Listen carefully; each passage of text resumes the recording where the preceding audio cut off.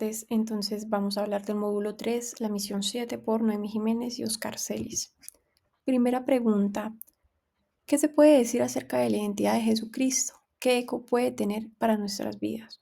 Bueno, se presenta más que todo a Jesús como una figura excepcional dentro de su contexto histórico, ¿cierto? Se describe como un hombre independiente cuya conducta no está condicionada por aprobación social. Entonces, digamos que su mensaje y su práctica se fundamentaron, digamos, en el reconocimiento de la dignidad humana y especialmente hacia personas más vulnerables, pecadores y mujeres, ¿cierto? Entonces, también se debate mucho de la autoridad de Jesús en el texto, se le refiere como el Hijo del Hombre, expresión que se asocia más que todo, digamos, a lo humano, a la dignidad y el valor intrínseco, pues, de cada ser humano. Se debate de su autoridad también porque en las Sagradas Escrituras se menciona varias veces, yo os digo, ¿cierto?, que refleja algún tipo de autoridad, pero realmente no se tiene que interpretar como de manera como institucional, sino que es más, digamos, un carácter simbólico, ¿cierto? Es una autoridad sobre el mal que es sustentada en el poder transformador, ¿cierto?, que tiene Jesús. Listo. Entonces, segunda pregunta, ¿cuáles parábolas consideras más significativas? ¿Qué enseñanzas dejan y a qué realidades sociales actuales crees que podrían impactar? Tenemos tres parábolas, la primera siendo la del buen samaritano. Esa, digamos que Jesús redefine, perdón, el concepto de prójimo. Entonces, el prójimo no es únicamente quien nos beneficia o que comparte pues nuestra identidad, sino que es la persona que, movida por la empatía, es capaz de reconocer y atender el sufrimiento ajeno, ¿cierto? Es una respuesta ética frente al dolor del otro. Y la parábola nos invita más que todo pues a asumir una actitud de responsabilidad y apertura hacia los demás, fomentando pues digamos prácticas de ayudas desinteresadas y un reconocimiento agradecido hacia quienes obran con misericordia. La parábola 2 y 3, la de la oveja perdida y del hijo pródigo, tienen como un núcleo central parecido, ¿cierto? Se enfoca más que todo en el perdón, la reconciliación y el amor incondicional de Dios, ¿cierto? Se enfocan en la gracia divina que no es solamente reservada para las personas quienes permanecen fieles a las leyes o a los preceptos religiosos, sino que se extiende con igual generosidad a quienes se extravían y movidos por el arrepentimiento, pues pueden retornar, digamos, con, con Cristo. Entonces esas parábolas más que todo expresan, digamos, la tolerancia y la acogida de Cristo hacia los pecadores.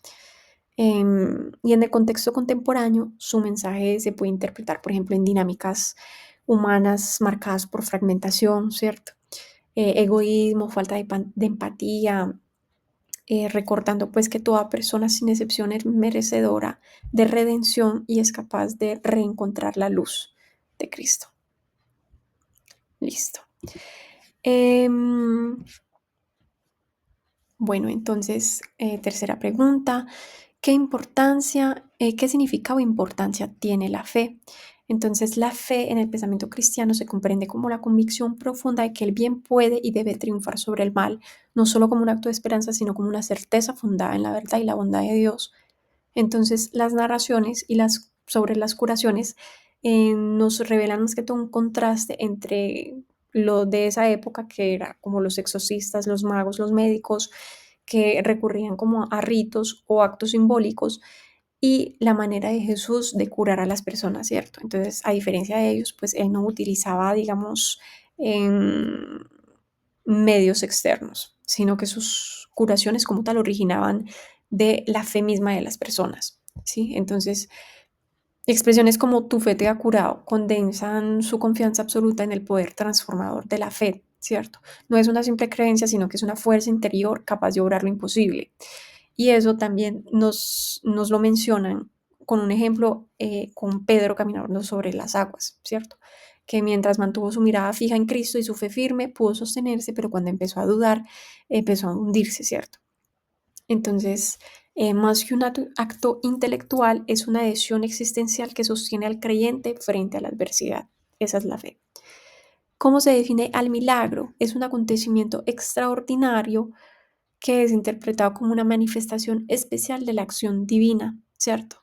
Anteriormente, digamos, o pues anteriormente, al día de hoy los milagros se entienden como acontecimientos que contradicen las leyes de la naturaleza, pero hay que tener en cuenta que en la Biblia no hay leyes de la naturaleza, ¿cierto? O sea, en el marco conceptual de la Biblia no hay una división entre lo natural y lo sobrenatural, sino que todo hace parte de la creación de Cristo, ¿cierto? Entonces, pues es como habíamos mencionado, es algo que sale fuera de lo normal de la actuación de Cristo.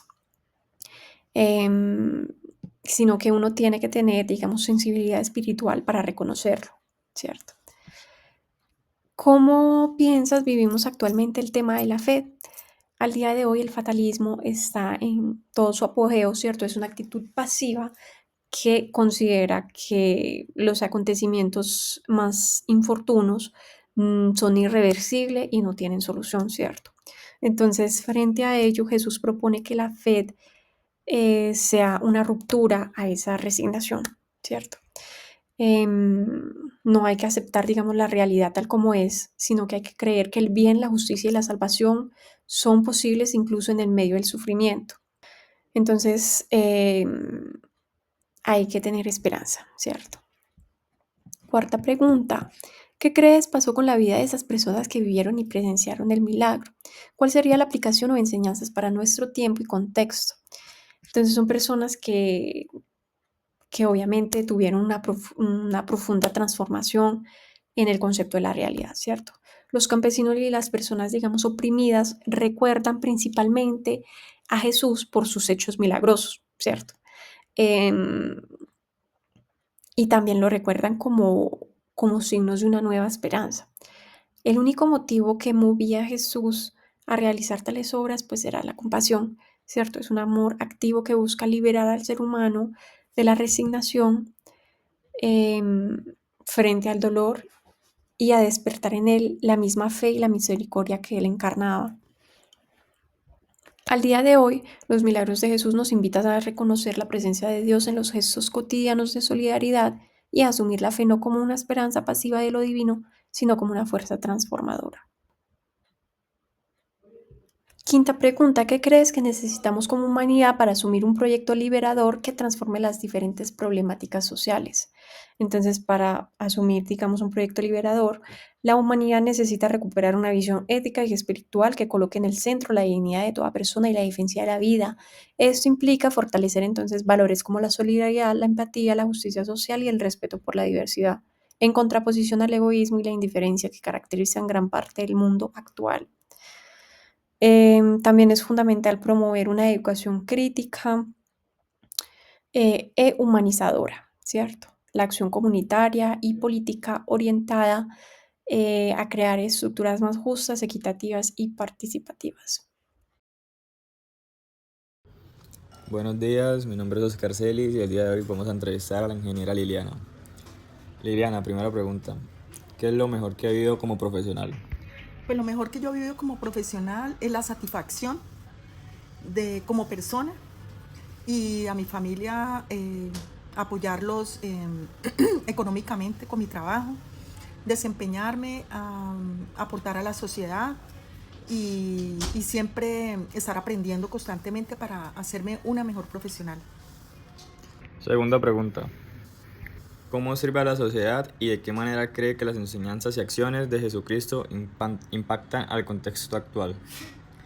Pues uno le sirve a la sociedad siendo un buen profesional, siendo honesto, siendo honrado, eh, siempre haciendo las tareas que uno aprendió en la universidad y como profesional a desarrollar siempre las tareas con alegría, con entusiasmo y con respeto, porque que la pregunta que conlleva al tema de Jesucristo, eh, esas enseñanzas religiosas contrastan con la parte profesional porque pues las enseñanzas de Jesucristo nos libera y nos ayuda y nos guía.